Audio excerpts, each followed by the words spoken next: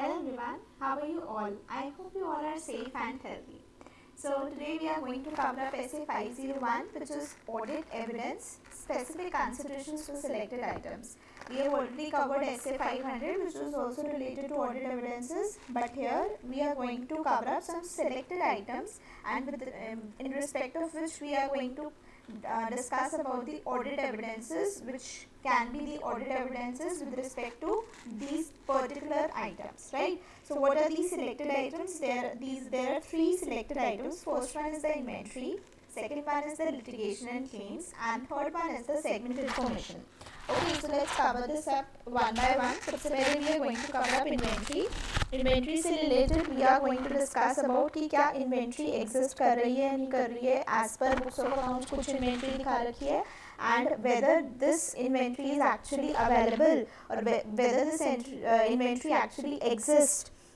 I need to make sure about that. Secondly I need to check कि उस particular inventory की क्या condition है, किस कंडीशन में रखी हुई है. ऐसा तो नहीं है बस नाम के लिए इन्वेंट्री है बट यूजफुल नहीं है, बेकार हो चुकी है, डैमेज्ड है. तो I need to see the existence in the condition of the inventory. Secondly I need to ensure about the litigation and claims कि क्या क्या लिटिगेशन क्लेम्स एंटिटी के ऊपर चल रहे हैं, कौन से कोर्ट केसेस चल रहे हैं, कितने लीगल एक्सपेंसेस पे किए जा रहे हैं, किस रीजन से पे किए जा रहे हैं. I need to inquire about all these things. Thirdly, I will discuss about the segment information. Segment information का मतलब होता है कि एंटिटी की बहुत सारे सेगमेंट्स होते हैं, मतलब एंटिटी के अंदर there are lot of segments. उस पर हर एक सेगमेंट से रिलेटेड क्या क्या इन्फॉर्मेशन है, सेगमेंट इन्फॉर्मेशन की क्या सेगमेंट रिपोर्टिंग होती है. सेगमेंट रिपोर्टिंग हम सबको पता है, तो सेगमेंट रिपोर्टिंग किस तरीके से हो रही है, प्रेजेंटेशन क्या हो रहा है, क्या क्या चीज़ें डिस्क्लोज होनी चाहिए थी, whether they have been disclosed और नॉट.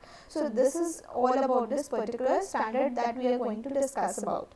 सेगमेंट इन्फॉर्मेशन बहुत छोटा सा पार्ट है, बहुत ज़्यादा डिफिकल्ट नहीं है, बहुत ईजी सा पोर्शन है. इन्वेंट्री इसमें हमारा थोड़ा सा मोस्ट इंपॉर्टेंट टॉपिक में आ जाता है, and then litigation and claims. तो सबसे पहले हम इन्वेंट्री की ही बात करेंगे. इन्वेंट्री से रिलेटेड अगर मैं बात करूँ तो इन्वेंट्री से रिलेटेड देखो, इन्वेंट्री की जो काउंटिंग होती है, काउंटिंग तो मैनेजमेंट की ही ड्यूटी होती है, मैनेजमेंट ही करके चलती है.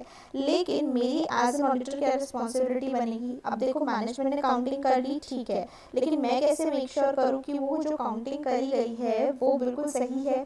तो उस चीज़ को चेक करने के लिए मुझे as an auditor inventory count को या तो अटेंड करना पड़ेगा, जिससे कि मैं पता कर पाऊँ कि हाँ जो इन्वेंट्री की काउंटिंग हो रही है, जो प्रोसीजर्स मैनेजमेंट अप्लाई करवा रही है with respect to counting of inventory, वो सही है और मैं उससे सेटिस्फाइड हूँ.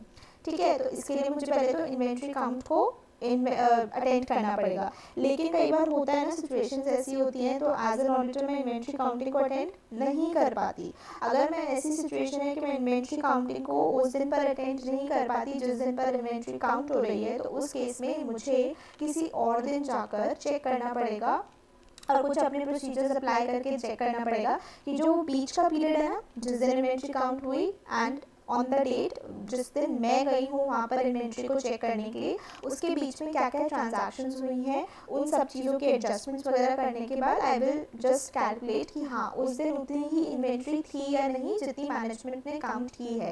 Right, for this what I have to do, I have to apply some procedures. Intervening transactions को, जो इंटरवीनिंग पीरियड है उसमें जो भी ट्रांजैक्शंस हुई हैं उनको मुझे एप्रोप्रिएटली एडजस्ट करना पड़ेगा, and on the basis of that I will calculate the inventory which would have been there on the date जिस दिन एक्चुअल में इन्वेंट्री का काउंटिंग हुई थी.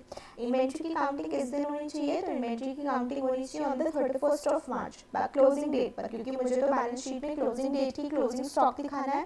तो रिपोर्टिंग डेट पर जो मेरी इन्वेंट्री एक्चुअल में एग्जिस्ट कर रही थी, I have to mention that. Right, but ऐसा ज़रूरी नहीं होता ना कि 31st मार्च को काउंटिंग करनी थी तो 31st मार्च को ही वो सारा कुछ बंद करके एकदम से इन्वेंट्री काउंटिंग स्टार्ट हो जाए, क्योंकि इन्वेंट्री काउंट आप अपना शोरूम वगैरह ओपन करके तो कर नहीं सकते, क्योंकि अगर आप ओपन रखोगे तो उस केस में तो ट्रांजैक्शंस होती रहेंगी टू एंड फ्रो.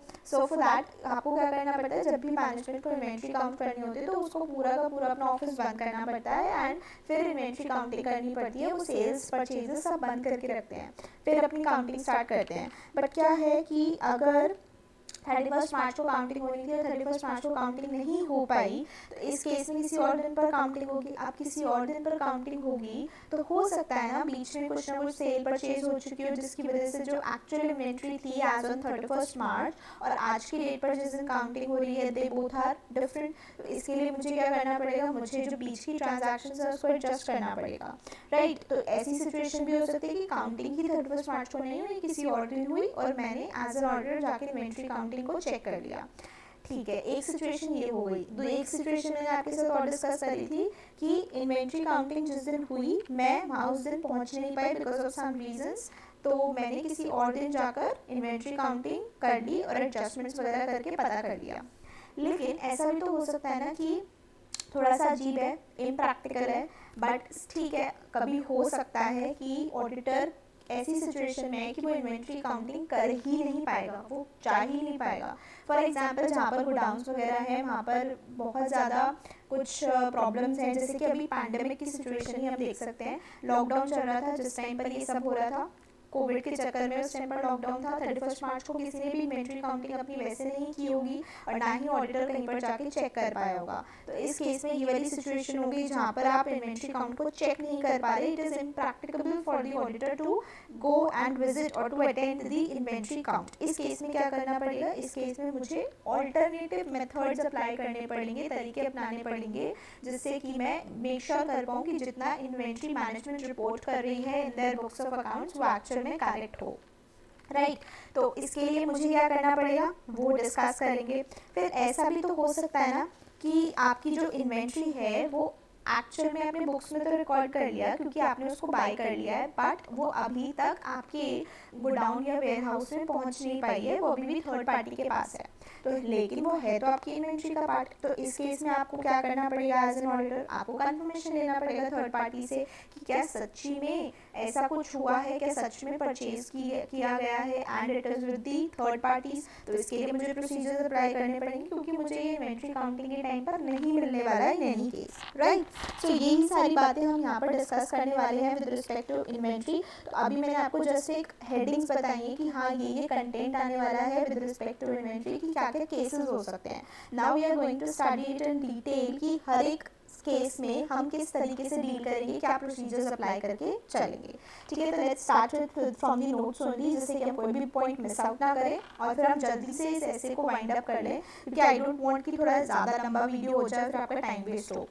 ऑल्सो अगर आपको लगता है तो आप इसके स्पीड ऑप्शंस को यूज़ करके थोड़ा जल्दी क्विकली आप इस ऐसे को कवर अप कर सकते हैं, क्योंकि as per the poll on Telegram channel I got to know a lot of people wanted me to do these essay revisions in a quick way, and some of them wanted me to do it in the detailed form like I have always been doing it, but since दोनों में 50-50% pool आया था तो I cannot do simple revision also and I cannot just go on for detail। तो इसीलिए मैं कोशिश कर रही हूँ कि मैं आपको थोड़ा सा जिस्ट बता दूँ, नोट्स में से भी कवर कर लूँ और लास्ट में का क्विकली रिवाइज करवा दूँ, तो जिससे कि जिन जिन भी लोगों को सिर्फ क्विक रिविजन देखना है वो आप लास्ट में रेफर कर सकते हो वीडियो को। आप वहाँ पर टाइम स्टैम्प्स कमेंट्स में डाल सकते हो जिसको भी सिर्फ रिविजन करना है। तो लास्ट में हम एक बार क्विकली रिवाइज करेंगे। So those of you who just want to revise this essay, आप ये पूरा पोर्शन स्किप कर सकते हैं, आप लास्ट में एक बार क्विक रिविजन बस देख लेना। और जिनको पूरा ऐसे डिटेल में करना है वो स्टार्टिंग से एंड तक प्लीज़ रिविजन करना, समझना।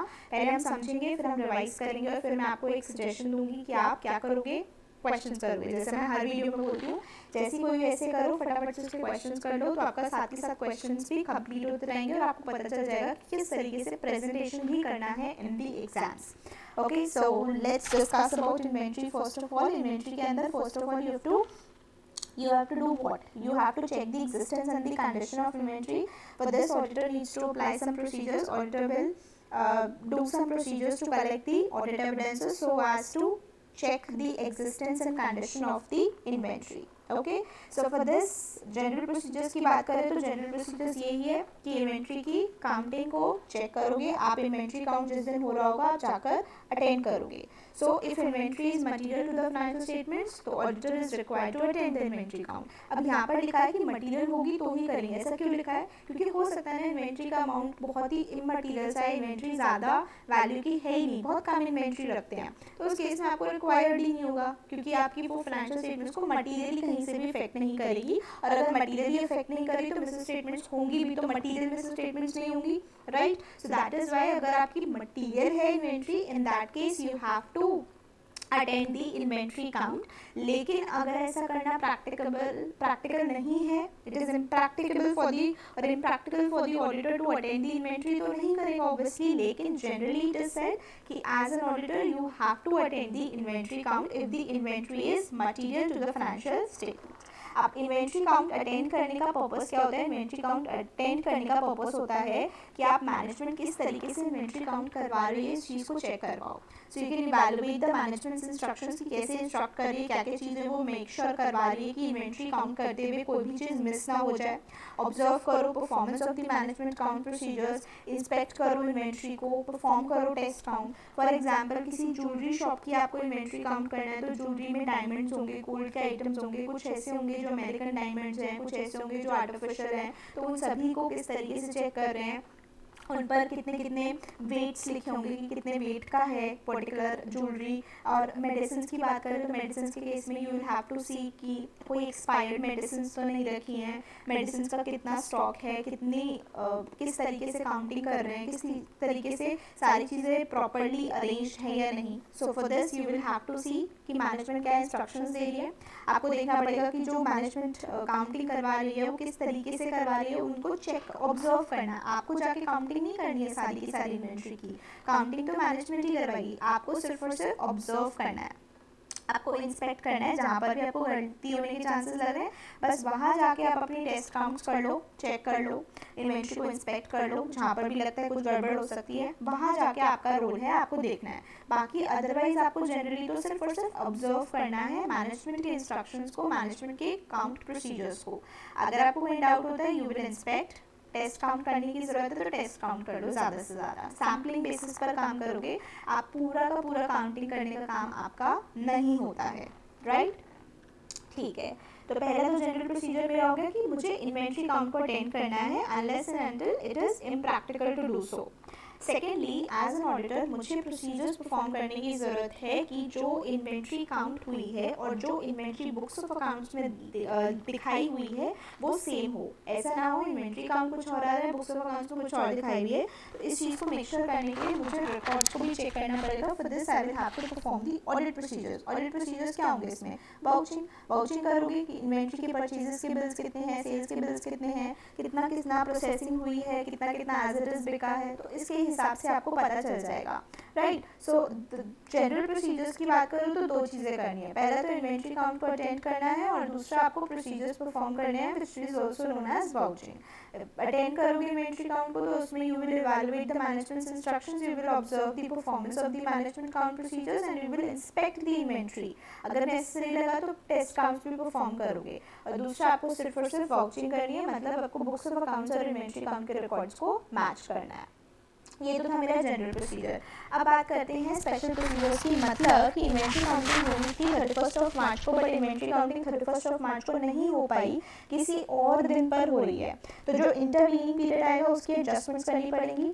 सेकेंडली मैंने आपको दूसरा केस क्या बताया था कि इन्वेंट्री काउंट जिस दिन हो रहा था आपको अटेंड करना चाहिए था बट आप अटेंड नहीं कर पाए टेम्पररी रीजंस की वजह से, उस दिन नहीं कर पाए, लेकिन बाद में कर सकते हो। ऐसा नहीं कि कभी भी नहीं कर पाओगे, बाद में जाकर आप इन्वेंट्री काउंट को चेक कर सकते हो जो किया गया है by performing the procedures, test counts वगैरह करके। तो उस केस में क्या होगा। और तीसरा केस मैंने आपके साथ डिस्कस किया था कि कर ही नहीं सकते, कभी भी नहीं कर सकते, रिपोर्टिंग डेट निकल चुकी है उसके बाद भी देयर आर नो चांसेस कि आप जाके वहाँ पे कर सको। फॉर एग्जाम्पल फ्लड आ गया उस एरिया में, जाना ही पॉसिबल नहीं, 3 महीने 4 महीने 5 महीने पता नहीं कब जाके खुलेगा, कब जाकर आप चेक कर पाओगे। फॉर एग्जाम्पल दिस पैंडेमिक, आप नहीं जा सकते कहीं पर, बहुत दूर दूर जाकर आपको इन्वेंट्री काउंट करना था, नहीं कर सकते। क्यों? क्योंकि लॉकडाउन लग गया था, या उसके बाद इतना आप कोई भी रिस्क नहीं लेना चाहता, इतना दूर ट्रैवल नहीं करना चाहता, तो इस केस में भी इट इज इम्प्रैक्टिकेबल कि आप इन्वेंट्री काउंट्स को फिजिकली जाके अटेंड करो, राइट। तो इन सिचुएशंस में क्या होगा, या मैंने आपके साथ चौथी सिचुएशन डिस्कस करी थी कि थर्ड पार्टीज के पास इन्वेंट्री पड़ी है, तो उस केस में क्या होगा। तो let's discuss all these cases one by one. First of all है इन्वेंट्री काउंट हुआ है किसी ऐसी डेट पर which is not the balance sheet date. Balance sheet date पर जाकर इन्वेंट्री काउंट नहीं हुआ, किसी और दिन हुआ। 31 मार्च को करना था बट 31 मार्च को ना करके उन्होंने 10 अप्रैल को 15 अप्रैल को करा है। तो 15 अप्रैल तक बीच में इतना सारा पीरियड है, 15 दिन है। 15 दिन में हो सकता है कोई परचेजेस कर ली हो, कुछ सेल्स कर दी हो, तो उनकी एडजस्टमेंट करने की रिक्वायरमेंट आएगी। उसी चीज़ की यहाँ पर बात लिखी हुई है। सो आप क्या करोगे, परफॉर्म करोगे procedures on the transactions for the intervening period to ensure that such transactions are appropriately recorded. तो आपको देखना पड़ेगा कि बीच में कौन सी ट्रांजैक्शंस हुई हैं, मेक श्योर करो कि उनको अच्छे से रिकॉर्ड किया हो, पता लगाओ। फिर आपको उससे आइडिया लग जाएगा कि ये बीच की ट्रांजैक्शंस हैं, इस दिन मेरा 15 अप्रैल को मेरी काउंटिंग हो रही है, 31 मार्च के बाद 15 अप्रैल तक ये ट्रांजैक्शंस हुई हैं, इनको एडजस्ट करो। तो जो भी बचेगा दैट इज माय 31 मार्च की inventory that should have been reported in the financial statements. मुझे बस मेक श्योर करना है कि बुक्स ऑफ अकाउंट्स में भी वही दिखाया हुआ हो, ठीक है। Next, to attend the inventory count is impractical, कर ही नहीं सकते, पॉसिबल ही नहीं है। इस केस में क्या करोगे, अब इस केस में इन्वेंट्री काउंट को अटेंड नहीं कर सकते तो भाई दूसरा रास्ता अपनाना पड़ेगा, ऑल्टरनेट ऑडिट प्रोसीजर्स करने पड़ेंगे। ऑल्टरनेट ऑडिट प्रोसीजर्स का मतलब कि डॉक्यूमेंट्स के बेसिस पर वेरिफिकेशन करो कि कितना ड्यूरिंग द ईयर, पिछले साल का ओपनिंग कितना था, ड्यूरिंग द ईयर इतना आया गया, और इसके हिसाब से मेरी ये काउंटिंग के हिसाब से इतना क्लोजिंग बन रहा है। आप मैनेजमेंट से WRs ऑब्टेन कर लो कि मैनेजमेंट के हिसाब से कितना बन रहा है, आपकी वाउचिंग के हिसाब से कितना बन रहा है, उसके हिसाब से चेक कर लो। या आजकल तो हमारे पास टेक्नोलॉजी इतनी अच्छी है, वीडियो कॉल करके चेक कर लो कि इन्वेंट्री काउंट जिस दिन मैनेजमेंट करवा रही है उस दिन आप वहाँ पर वीडियो कॉल करवा लो। अगर इंटरनेट फैसिलिटी है और चल रही है तो ईजिली आप वहाँ पर वीडियो कॉल के थ्रू चेक कर सकते हो। एक्सटर्नल कन्फर्मेशन ले लो कि इतनी परचेजेस ही हुई है, इतनी ही सेल्स हुई है। तो इन सब तरीकों से देखो, अब जब सीधे रास्ते से काम नहीं हो रहा तो टेढ़ा रास्ता लेना पड़ेगा, मतलब इनडायरेक्टली हमें मेक श्योर करना पड़ेगा कि हाँ जी इन्वेंट्री का वही बुक्स ऑफ अकाउंट्स में अमाउंट आ रहा है जो एक्चुअल में हमें हमारे गोडाउन में हमारे पास एक्चुअली अवेलेबल है, राइट। तो मैंने दूसरा रास्ता किस तरीके से लिया, मैंने WRs के थ्रू, वाउचिंग के through, video call, external conformations, इनके थ्रू अपनी इन्वेंट्री का अमाउंट वेरीफाई करने की कोशिश करें कि हाँ एक्चुअल में इतनी इन्वेंट्री एग्जिस्ट कर रही है, ठीक है। क्योंकि मुझे तो ऑडिट एविडेंस लेना है, ऑडिट एविडेंस भी सफिशिएंट होना चाहिए, एप्रोप्रिएट होना चाहिए। सिर्फ WRs लेकर मैं ये नहीं कह सकती कि sufficient and appropriate audit evidence मिल गया, इसीलिए मुझे दूसरे ऑडिट प्रोसीजर्स भी अप्लाई करने पड़ेंगे, right. Now if auditor is unable to collect the audit evidences from alternate audit procedures, मतलब पहला दरवाजा तो बंद था, इन्वेंट्री काउंट तो मैं अटेंड कर ही नहीं पा रही थी, दूसरा दरवाजा भी बंद हो गया, मैं ऑल्टरनेट ऑडिट प्रोसीजर्स की हेल्प से भी ऑडिट एविडेंसेस ऑब्टेन नहीं कर पा रही हूँ। इस केस में क्या होगा भाई, मुझे तो अपनी ऑडिट ओपिनियन को मॉडिफाई करना पड़ेगा क्योंकि I am unable to collect the audit evidences. So qualified या फिर डिस्क्लेमर ऑफ ओपिनियन मेरी जाएगी as per SS 705।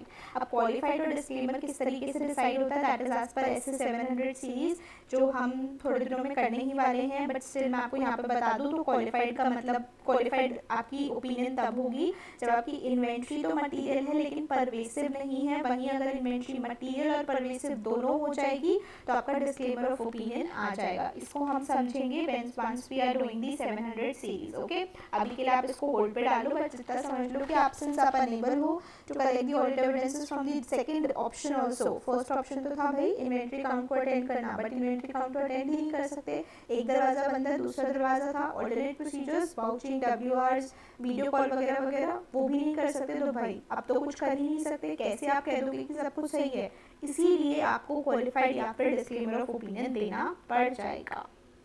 I hope you are clear with 2 of the cases, right. Let's move on to the third one, auditor unable to attend the inventory count। अब auditor जिस दिन inventory count हो रहा था उस दिन जाके चेक नहीं कर पाया, उस दिन जाके अटेंड नहीं कर पाया, लेकिन हो सकता है ना किसी और दिन जाके चेक कर ले, तो किसी और दिन जाके जब भी जाके चेक करेगा बस कुछ नहीं करना, बीच में जो भी ट्रांजैक्शंस हुई हैं उनको एडजस्ट करो, उसके बेसिस पर आप चेक कर लोगे कि हाँ जी सब कुछ सही है या नहीं। तो जिस दिन टेस्ट काउंट हो रहा था वो टेस्ट काउंट होने वाली डेट थी तो नहीं रिपोर्टिंग डेट, किसी और दिन हो रही थी, तो उस दिन भी आप एज एन ऑडिटर अटेंड नहीं कर पाए तो क्या होगा। Now you will perform the test count on the alternate date, किसी और दिन जाकर टेस्ट काउंटिंग कर लो, पूरी काउंटिंग करना तो पॉसिबल नहीं है, सैम्पलिंग बेसिस पर टेस्ट काउंट कर लो। Secondly, perform the procedures on the transactions for the intervening period to ensure that such transactions are recorded appropriately. ये हमारा फर्स्ट केस जैसा हो गया, जब इन्वेंट्री काउंट किसी और दिन होता है otherwise than the balance sheet date, तो उस दिन आप क्या करते थे, उस दिन आप ये करते थे कि जो इंटरवीनिंग पीरियड की ट्रांजैक्शंस होती थी उनको एडजस्ट करते थे, वही चीज़ यहाँ पर बोला हुआ है. Thirdly, you will ensure that appropriate cut-off procedures are being applied.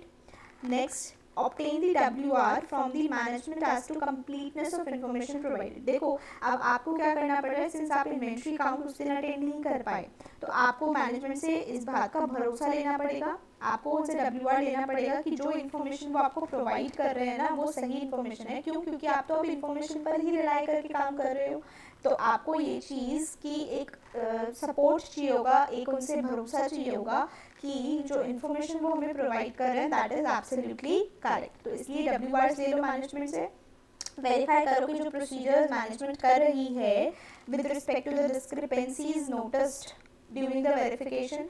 जैसे मैनेजमेंट ने बुक्स ऑफ अकाउंट्स में सपोज 1 लाख आइटम्स दिखाए थे, 1 लाख यूनिट्स दिखाई थी, बट जब एक्चुअल में काउंटिंग हुई तो उनको 9 लाख या 9,50,000 9,60,000 यूनिट्स ही मिले. तो जो बीच के डिफरेंस वाले जो अमाउंट्स हैं, जो डिफरेंसेस हैं, उसके लिए मैनेजमेंट क्या प्रोसीजर्स अप्लाई कर रही है, कैसे चेक कर रही है कि वो जो मिसिंग यूनिट्स हैं वो कहाँ गई, कैसे गई, क्यों गई, कहाँ गई. तो इन चीज़ों को चेक करने के लिए मैनेजमेंट क्या कर रही है, चेक करो मैनेजमेंट के प्रोसीजर्स को, क्योंकि मैनेजमेंट को डिस्क्रिपेंसी मिली है, आप तो थे नहीं उस दिन, बट मैनेजमेंट खुद बता रही है कि डिस्क्रिपेंसी है, तो क्या करेंगे, कुछ नहीं, उनसे दे उनके प्रोसीजर्स को चेक करो कि वो किस तरीके से पता लगा रहे हैं कि क्यों आ रही है ये डिस्क्रिपेंसीज, क्या रीजंस हैं और किस तरीके से उसको ठीक करने की कोशिश की जा रही है. ठीक है. So first one was perform the test count on alternate day. Secondly, perform the procedures on the transactions for intervening period to ensure that such transactions are recorded appropriately. Thirdly, you will ensure that appropriate cut-off procedures are being applied. You will obtain the WRs from the management as to the completeness of information provided. Verify the procedures performed by the management over the discrepancies noticed during the verification. I hope you are clear with the third point as well. आपको कोई भी doubt होता है, कहीं पर भी कुछ भी कंफ्यूजन है, यू कैन टेल मी, आपको कमेंट बॉक्स में बता सकते हैं. I will try to resolve your queries there. Okay, so let's cover up the fourth case as well. Fourth case क्या है कि इन्वेंट्री आपके पास नहीं है, एंटिटी के पास नहीं है, कस्टडी किसी और की कस्टडी में, थर्ड पार्टी के पास ही अभी भी, आपके गोडाउन तक अभी तक आई नहीं है, but you have purchased it. Okay, so इस केस में आप कैसे कंफर्म कर सकते हो, जिसके पास है उसी से कंफर्म करोगे. तो you will request for the external confirmation from the third parties in accordance with the requirements of SA 505. This we have already covered SA 505. External confirmations, positive request, negative request. If you remember, if you don't, check out the video. Okay. Next, perform the other procedures as appropriate. कोई आपको लगता है कि दूसरे procedures perform करके आप third party से पता चल जाएगा कि हाँ ये एक्चुअल में परचेजेस हुई है नहीं, तो उसकी बात करते हैं. अब ये अदर प्रोसीजर्स का मतलब क्या है, अदर प्रोसीजर्स का मतलब है थर्ड पार्टी के प्रेमिसेस में विजिट करो. अगर आपको थर्ड पार्टी अलाउ करती है ये चेक करने के लिए, अब आपको देखो भरोसा करना है, आपको चेक करना है कि एक्चुअल में वो इन्वेंट्री एग्जिस्ट कर रही है, वो उन्होंने अलग से निकाल के रख रखी है फॉर योर एंटिटी जिसका आप ऑडिट कर रहे हो, तो आप थर्ड पार्टी के प्रेमिसेस को विजिट करके चेक कर सकते हो अगर आपको अलाउ करते हैं कि हाँ जी ये इन्वेंट्री इन्होंने ले रखी है हमसे, बस ये डिलीवर होने में थोड़ा सा टाइम लग रहा है. ठीक है, ऐसा है, पूछ लो.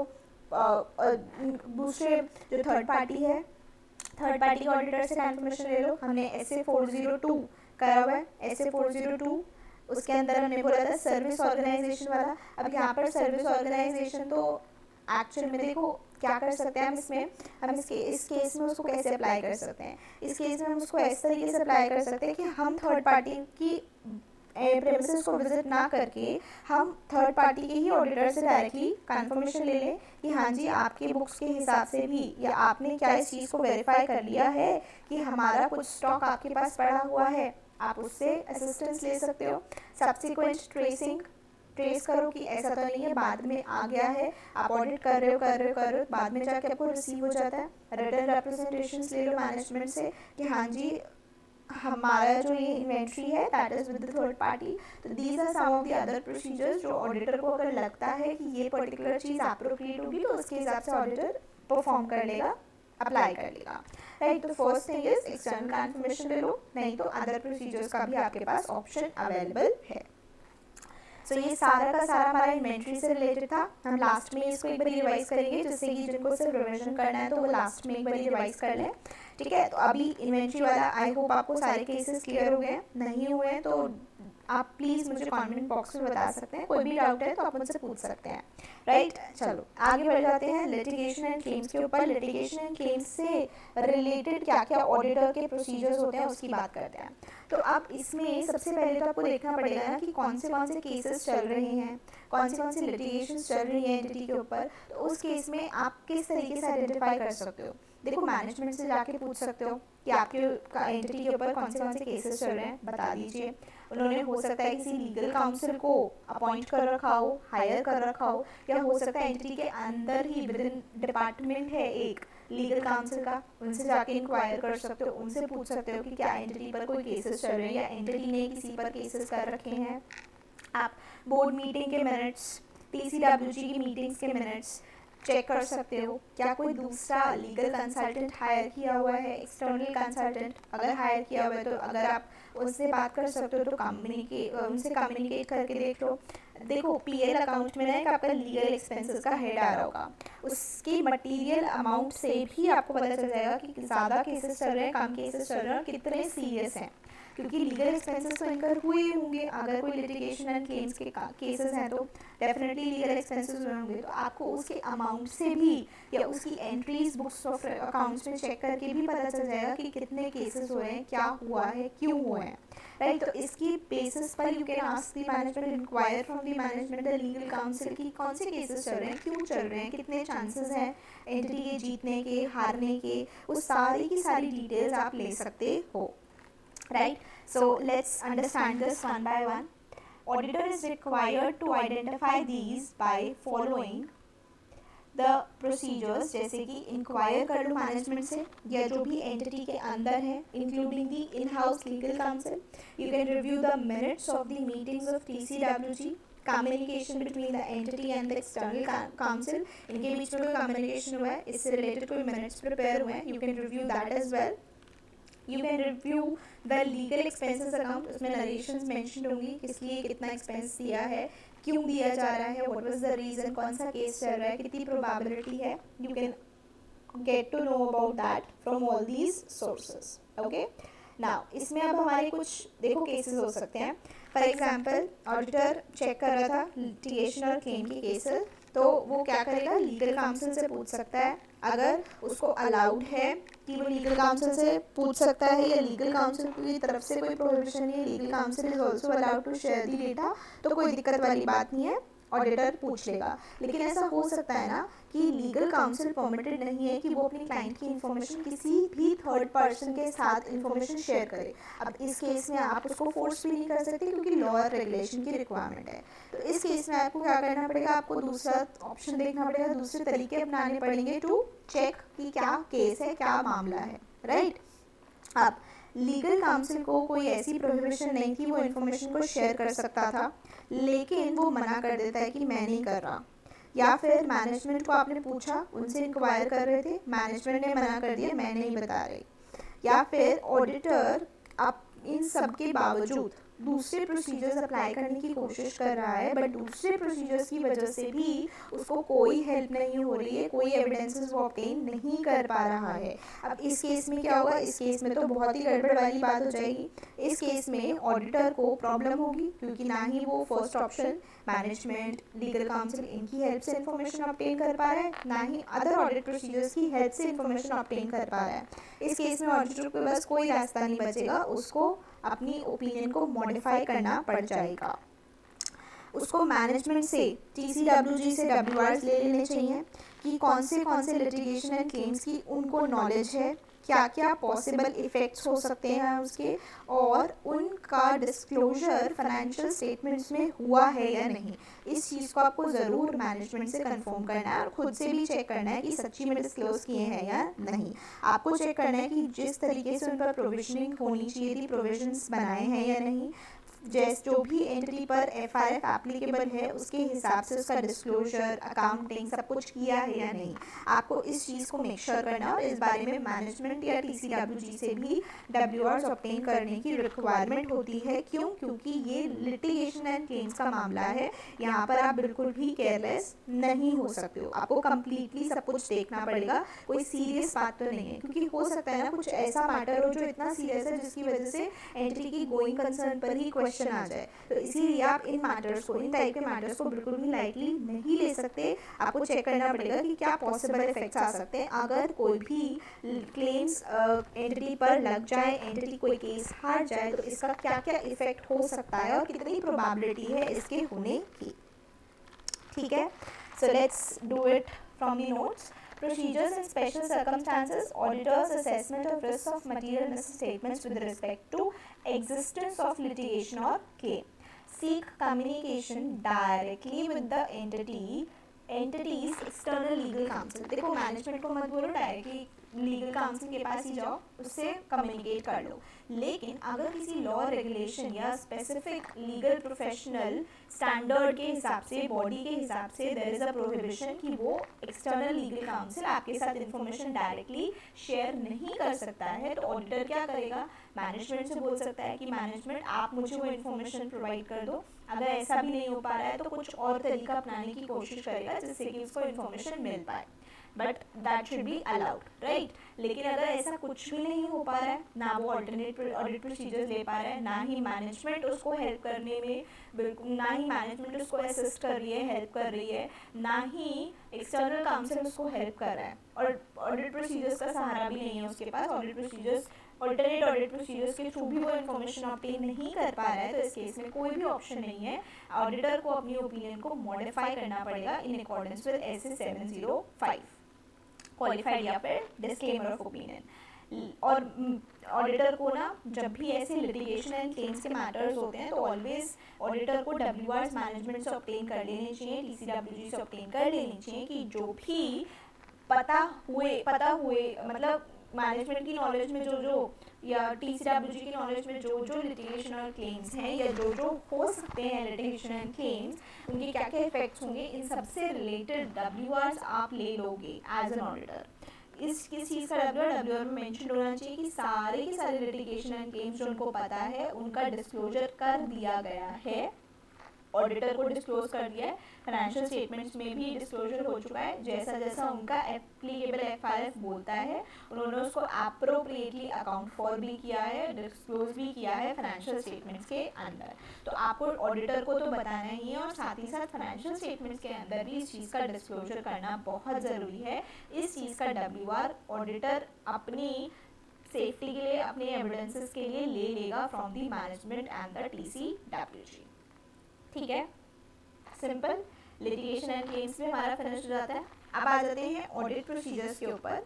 Audit procedures with respect to segment information. तो सेगमेंट इन्फॉर्मेशन से रिलेटेड मेजर जो मेरा कंसर्न होता है इधर वो होता है with regard to the presentation and the disclosure of segment information, कि जैसे जैसे प्रेजेंटेशन होनी चाहिए थी, सेगमेंट रिपोर्टिंग होनी चाहिए थी, उस तरीके से हो रही है या नहीं। अब जिस तरीके से होनी चाहिए थी मतलब जो एप्लीकेबल एफआरएफ है एंटिटी के ऊपर उसके हिसाब से हुई है या नहीं, तो इसके लिए मुझे sufficient and appropriate audit evidence obtain करना पड़ेगा कि जो सेगमेंट इन्फॉर्मेशन है वो अच्छे से प्रेजेंट और डिस्क्लोज कर दी गई है एज पर द एप्लीकेबल एफआरएफ। किस तरीके से करोगे आप इसको कर सकते हो by obtaining an understanding of the methods used by management in determining the segment information and evaluating whether such methods are likely to result in accordance with the applicable FRF and where appropriate testing of application of such methods। तो आप management से जाके पूछो कि आपके applicable FRF के हिसाब से कौन से मेथड्स बनते हैं, उनसे पूछो कौन सा मेथड वो अप्लाई कर रहे हैं, इस चीज़ को चेक करो कि जो वो एप्लीकेबल एफआरएफ के हिसाब से मेथड्स प्रिस्क्राइब्ड हैं क्या एंटिटी उन्हीं को अप्लाई कर रही है और वो जो अप्लाई कर रही है वो एप्रोप्रिएट है या नहीं। चेक करो कि जो मेथड्स जिस तरीके से अप्लाई होने चाहिए थे उसी तरीके से अप्लाई हो रहे हैं या नहीं, तो आपको उस चीज़ को टेस्ट भी करना पड़ेगा। ठीक है, सबसे पहले आप उनसे नॉलेज लो, चेक करो कि वही है या नहीं, इवैल्यूएट करो उन मेथड्स को, फिर उसके बाद आपको लगता है कि आपको इनकी एप्लीकेशन को टेस्ट करने की ज़रूरत है तो उसको टेस्ट भी करो। और साथ ही साथ आपको एनालिटिकल प्रोसीजर्स भी परफॉर्म करने हैं, जहाँ पर भी आपको लगता है कि इस पर्टिकुलर सर्कमस्टांस के अंदर you should have to and perform the analytical procedures. Analytical procedures का मतलब होता है कंपैरिजन करना, पिछली बार से आपकी बार क्या कंपैरिजन है, ये लेटेस्ट वाली इंफॉर्मेशन के साथ कंपैरिजन करो, पिछली बार से कंपैरिजन करो, तो आपको कंपैरिजन भी करके चलना है। सेगमेंट इन्फॉर्मेशन से रिलेटेड क्या मैंने बताया, सेगमेंट इन्फॉर्मेशन से रिलेटेड आपको क्या क्या चीज़ें, आपको sufficient appropriate audit evidence obtain करना है कि जो सेगमेंट इन्फॉर्मेशन है उसको जिस तरीके से प्रेजेंट करना चाहिए था, जिस तरीके से डिस्क्लोज करना चाहिए था, वैसे ही किया जा रहा है। आप सबसे पहले मैनेजमेंट से इस बात की इन्फॉर्मेशन लोगे कि कौन से मेथड्स को मैनेजमेंट यूज़ कर रही है सेगमेंट इन्फॉर्मेशन को डिटर्मिन करने के लिए, एंड फिर पूछो, इवैल्यूएट करो मेथड्स को कि क्या ये एप्लीकेबल एफआरएफ के हिसाब से है या नहीं। तो आपको जहाँ जहाँ ज़रूरी लगता है आप चेक करो, इनकी टेस्टिंग करो कि इनकी एप्लीकेशन उसी तरह से हो रही हो जैसा मेथड्स में लिखा है, या जैसे मेथड्स को अप्लाई करना चाहिए वैसे ही हो रहे हो। जहाँ ज़रूरत लगे एनालिटिकल प्रोसीजर्स, अदर प्रोसीजर्स को भी अप्लाई करो और उसके हिसाब से भी डिटर्मिन करो कि सेगमेंट इन्फॉर्मेशन का प्रेजेंटेशन और डिस्क्लोजर अच्छे से हो रहा है या नहीं। आई होप आपको ये पूरा का पूरा ऐसे अच्छे से समझ आ गया होगा, काफ़ी कुछ याद भी हो गया होगा। याद नहीं हुआ है तो स्ट्रेस की बात नहीं है, अब हम फटाफट से क्विकली इसको रिवाइज करेंगे। फटाफट से क्विकली रिवाइज करने के बाद आप कुछ नहीं करेंगे, आप इस वीडियो को पॉज करके सारे के सारे नोट्स को एक बार गो थ्रू करेंगे एंड इसके क्वेश्चंस अटेम्प्ट करेंगे। ओके, सो हम अभी फटाफट से क्विकली रिवाइज कर रहे हैं। क्विकली रिविजन करने के बाद, क्वेश्चंस अटेम्प्ट करने के बाद आप इसको कुछ दिन में फिर से रिवाइज कर लेना, क्योंकि कई बार होता है हम जब चीज़ों को छोड़ देते हैं ना रिवाइज करना तो भूल जाते हैं। तो इसीलिए एसेज की जो वीडियोस हैं आपको आई होप बहुत हेल्प करेंगी क्विकली बार बार इन एसेज को रिवाइज करने में। आप इसमें स्पीड ऑप्शंस को यूज़ करना, सेकेंड टाइम थर्ड टाइम में फटाफट 1.5x 2x की स्पीड में सुन लेना। आई नो आपको सारा कुछ रिकॉल हो जाएगा और आपको बिल्कुल भी डर नहीं लगेगा कि आप कुछ भूल रहे हो। Okay, so let's start with the quick revision of essay 501 which is audit evidence specific considerations for selected items. The selected items are 3: inventory, litigation and claims, segment information. With respect to inventory, we have to check the existence and condition of the inventory. With respect to litigation and claims, we have to check the completeness. Thirdly, for segment information, we need to check the presentation and disclosure of the segment information. First of all, let's cover up segment information. When I say segment information, the auditor shall obtain the sufficient and appropriate audit evidence regarding the presentation and disclosure of segment information that should be in accordance with the applicable FRF. How will the auditor do so? The auditor will obtain an understanding of the methods used by the management in determining the segment information and evaluate whether such methods are likely to result in accordance with the applicable FRF. And wherever appropriate, testing of application of such methods should also be done by the auditor. Auditor will also obtain the sufficient and appropriate audit evidences with regard to presentation and disclosure of segment information by performing the analytical procedures or other audit procedures wherever appropriate. Okay, so this was regarding the segment information. Let's quickly revise it with respect to litigation and claims. Auditor is required to identify the litigation and claims by following the procedures, such as he can inquire with the management and others within the entity, including the in-house legal counsel. He can also review the minutes of meetings of TCWG, communication between the entity and the external legal counsel, or he can also review the legal expenses account. Right? Now, there might be some special circumstances. So now in those special circumstances, what are the procedures to be adopted by the auditor? Auditor's assessment of risk of material business statements with respect to existence of litigation and claim.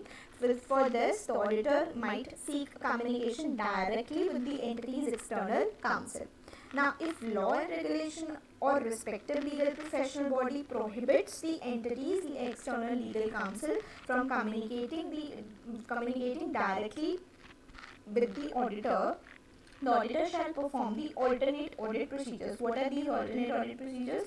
The auditor might ask the management to ask the external legal counsel to give some external confirmations. Right? Now, what if the management refuses to permit the auditor to communicate, or the external counsel refuses, and the auditor is also unable to collect the sufficient and appropriate audit evidences from the alternate procedures? Now, the auditor does not have any option, but he will just have to modify the opinion in accordance with the SS 705, that is qualified or disclaimer of opinion, because there is no option available with the auditor. Neither he is able to get the information from the management or the external counsel, nor he is able to collect the sufficient and appropriate audit evidences from the alternative procedures. Now he is left with no other option but to only modify the opinion in accordance with SS 705.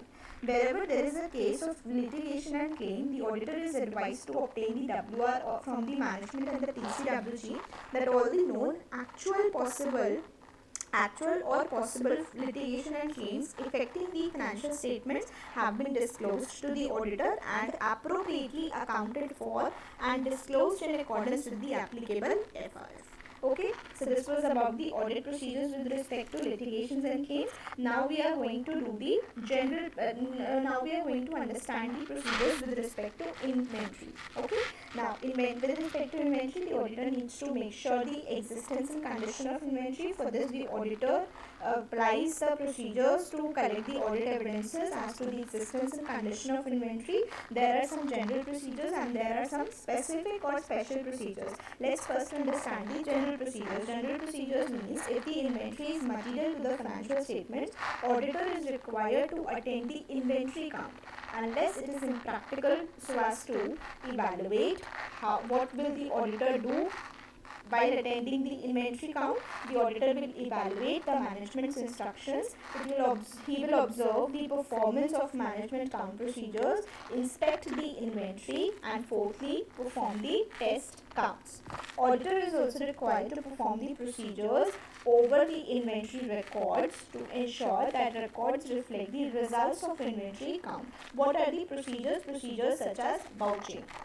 Okay, now what are the special procedures? Special procedures have 4 cases. First of all, inventory count on the date other than the balance sheet date.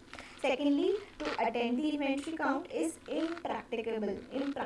Now, the auditor cannot attend the inventory count. Okay. Thirdly, the auditor is unable to attend the inventory count on the date on which the inventory count was actually done. It is practical for him to attend. He can attend it later on, but not on the date on which the actual inventory count took place. Okay. Fourthly, inventory is in the custody of the third party. These are the 4 special circumstances or cases where the auditor will have to apply these special procedures. Let's discuss it one by one. First of all, inventory count on a date other than the balance sheet date. In this case, the auditor needs to perform the procedures on the transactions for the intervening period to ensure that such transactions are appropriately recorded. Secondly, to attend the inventory count is impractical. So now like this is applicable in the situation when it was a lockdown for whole of India, pandemic. Now, in this case, perform the alternate audit procedures. What are these alternate audit procedures? He can obtain the written representations, vouching of documents, video calls, external confirmations to collect the sufficient and appropriate audit evidences regarding the existence and condition of inventory.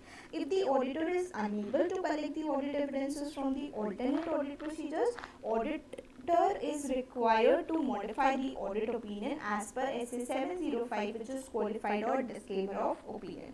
When will the auditor issue qualified opinion? When the inventory is material but not pervasive. But if the material is pervasive as well as material, then in that particular case, disclaimer of opinion will be given by the auditor. Now, third case, auditor is unable to attend the inventory count. Now, if he is unable to attend the inventory count on the date on which the inventory count took place, in this case, the auditor will perform the test count on alternative day. Perform the procedures on the transactions for the intervening period to ensure that such transactions are recorded appropriately. Thirdly, ensure that appropriate cut-off procedures are being applied, and also obtain WR from the management as to the completeness of information provided. Verify the procedures performed by the management over the discrepancies noticed during the verification. Okay. Now, fourth case is inventory in the custody of third party. What does this mean? That the inventory is not with the entity in which the auditor is doing the audit, but it is with the third party. Now, in this case, what can the auditor do? The auditor can request the external confirmations from the third parties in accordance with the requirements of SA 505, positive request, negative confirmation request. This we have already covered in SA 505. Secondly, what he can do is he can perform the other procedures as appropriate. What do you mean by other procedures? He can visit the premises of the third parties if permissible. He can obtain the auditor's assistance from the auditor of third party, that auditor of third party, please give us the confirmation whether the inventory is actually in custody of the third party in which you are the auditor. You can obtain that. You can do the subsequent tracing, that okay, after some time whether it is being provided to the entity or not. You can obtain the WRs also from the management or the TCWG. I hope आपको सारे के सारे points recall हो गए होंगे, याद भी हो गए होंगे. And if this video benefited you a little bit, don't forget to give a big thumbs up to this video, because it takes a lot of efforts, time and energy to make these videos, but I definitely enjoy making this because it is helping a lot of people, and people say that yes, this is helping us, thank you so much for making these videos. Trust me, it feels really great. So thank you so much for watching, guys. Thank you so much for showing so much support to me. This is all for today. I'll see you in the next video. Share it with your friends and subscribe to the channel in case you are new to this channel. Okay, so that's all for today. Thank you so much for watching. I'll see you in the next video. Bye bye.